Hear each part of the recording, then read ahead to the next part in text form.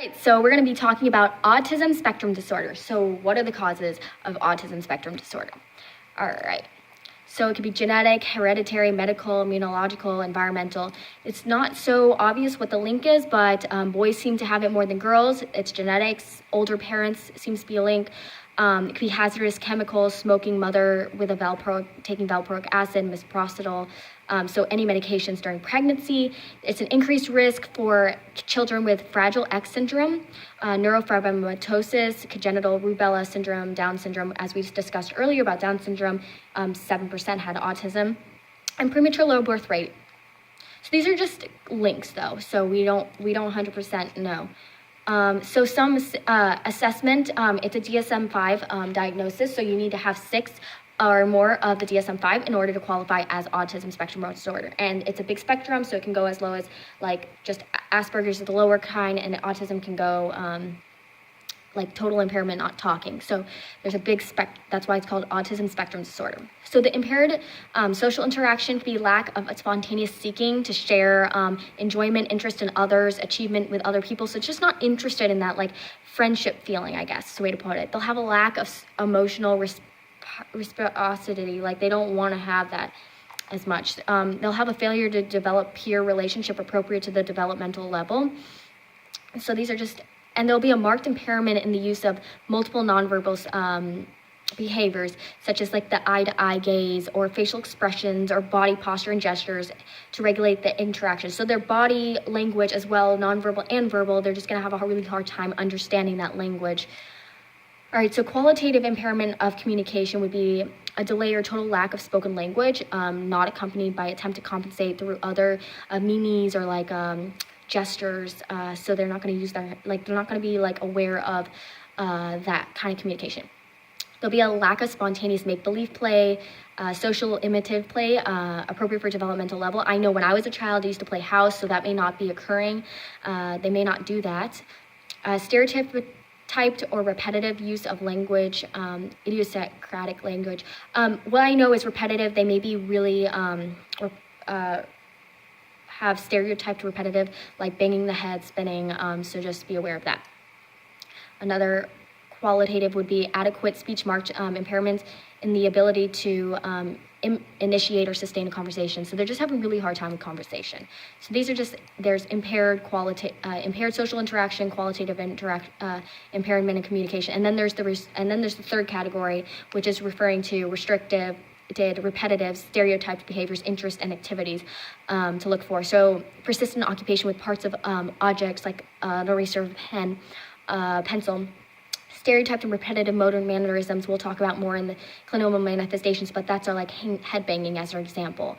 And apparent inflexible adherence to specific non-functional routines and rituals, so they like to keep things like very ritual, they don't like change that much. And encompassing more than one stereotyped or restrictive patterns, interest, abnormal, and intensity of focus. So they may be very restrictive in intensity in their focus of what interests them. There's just be aware that there are some diagnostic testing a lot out there for autism. Just be aware of that and let the parents know if they want to be tested. So like autism diagnostic interview, there's an autism diagnostic observation schedule, child autism rating scale, so it depends if they're adult or child, Gillam autism rating scale, pervasive developmental disorder screening tests. So screening, you always need further testing, and a diagnostic is the official like diagnosis helps, and the DSM-5 has to qualify for. There's also Denver's screening test, just to see if they're on their developmental milestones, or if this is like, that's just a screening to see, hey, maybe we need to do further testing. Maybe they have autism, maybe they have Down syndrome. I mean, like there's a lot of different things they can have, ADHD. So they first need to do a lot of testing. So Denver's just that screening to say that they're not normal yet. So it doesn't say autism necessarily.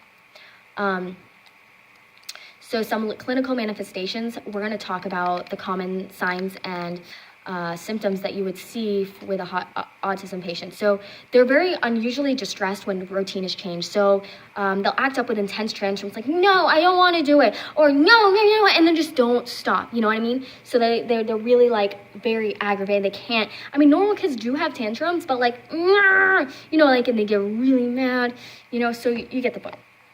They may respond to external stimuli. They may be very sensitive to sound. 46% actually have average to above average intellectual abilities. It's just that they can't really express it through communication. So it's just that lack of like one area causes a really hard time with other areas.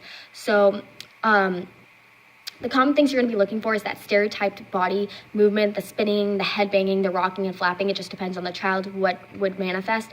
Repetitive would be the rubbing the surfaces, licking objects. Just that's would be very repetitive and odd, almost unusual. And restrictive is just saying you're restricted to that limited interest. You get stuck on a single topic. You're very preservation, so you're very stuck on one topic. I mean, you can even say that about me, really, because I mean I've been on this nursing thing for like all day studying, so it's kind of funny. But they're very stuck, like obsessed about one thing. Like I'm obsessed about Jupiter. You know, I mean, I can't give an example because I don't know, but those are just saying examples.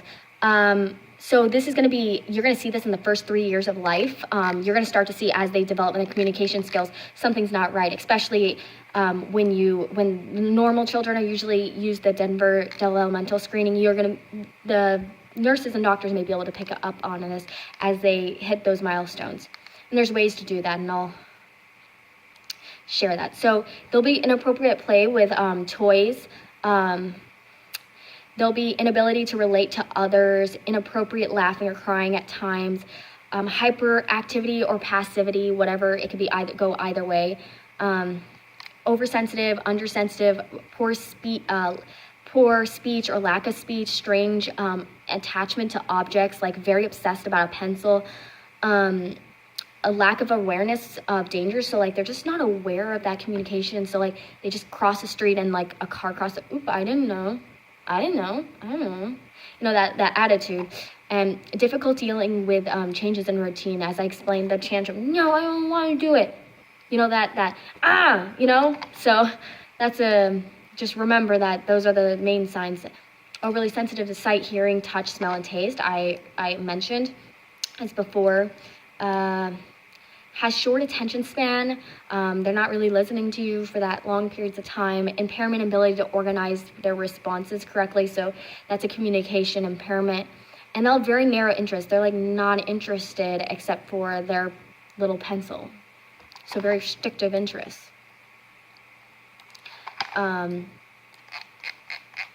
So the main thing we also want to see what else we will see is absent of these will indicate delay. So I'm gonna talk about it. So babbling by 12 months is it's very late. At 1 year babbling, that's like they're supposed to be babbling a lot earlier than that. Saying single words by 16 months.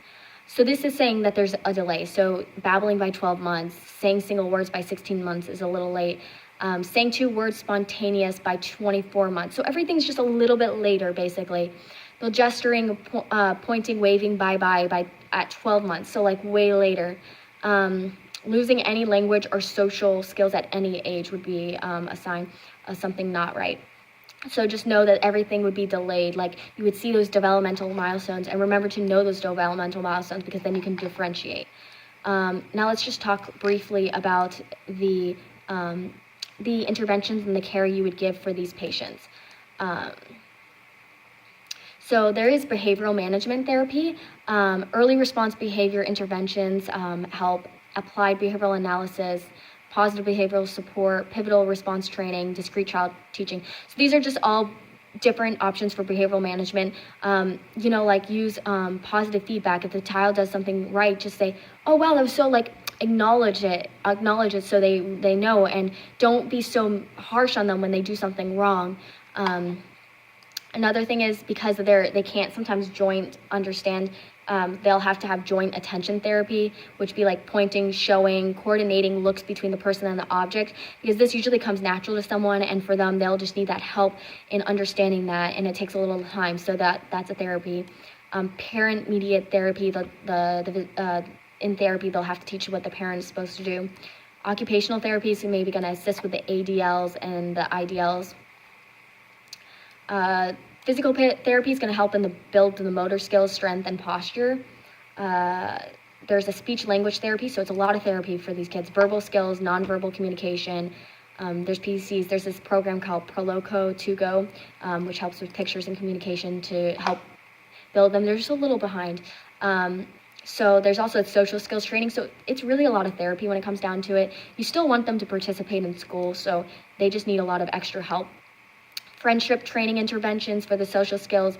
Number one would be like conversation, handling teasing, teaching them being a good sport, showing good host behavior during play dates. So just remember, those are social skills that they need training for because it doesn't come natural, and reinforce that desired behavior that you want from the child. Nutritional and digestive problems are common, so just be aware that good nutrition is really important, but it's important for any patient. Educational, school-based therapy for any disabled child. There's a disability act basically to make sure that all children can have education. So 3 to 21 years old, there's an individualized disability education plan act. So they need to have the individual plan to help these children. So some of the pharmacological therapy would be risperidone. Risperidone is just anti-psychotic, and it's basically just to help with this because there's a lot of moodiness to this. SSRIs, anti-anxiety, if they have anti-anxiety, often autism, they have anti-anxiety. SSRIs if they're depressed. Anticonvulsants, 1/3 have seizures. So that's just know that, be aware of it. And stimulants for mild autism spectrum disorder may help, just like in ADHD. So these are the things, but there's not really a cure to it. It's more about behavioral management, speech, getting those therapies involved. As far as the nurse,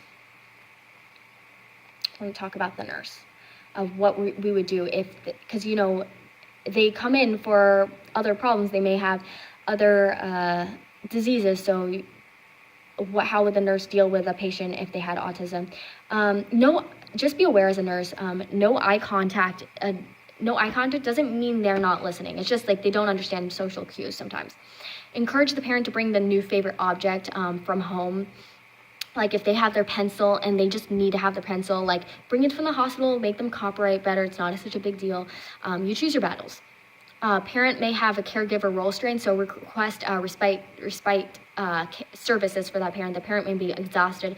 Remember the TLC training, leaving the situation, sometimes they need respite care, and also making sure the caregiver's taking care of themselves. There's a provide anticipatory guidance. I read that last semester. There's just guidance of what to expect for autism spectrum, what you would expect for your child, and how you would manage care as a parent. So just provide that. Ask easy to answer questions to the child that has autism. They need it direct and clear, so don't confuse them. They don't understand sometimes metaphorical talking. So yeah.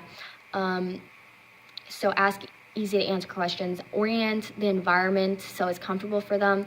Routine, they really, really, really like routine. It makes them frustrated when they don't have routine. So try to keep the staff consistent as much as possible.